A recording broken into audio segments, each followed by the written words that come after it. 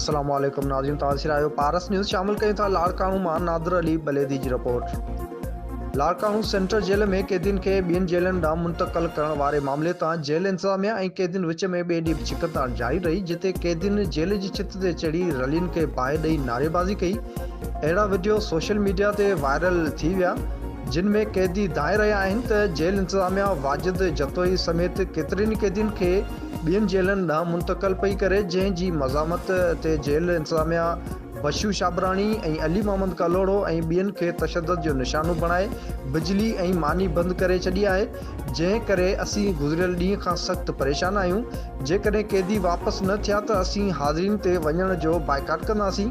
हिननि मुतालबो कयो त जेलर खे हटाए कैदियुनि खे वापसि करे इंसाफ़ कयो वञे।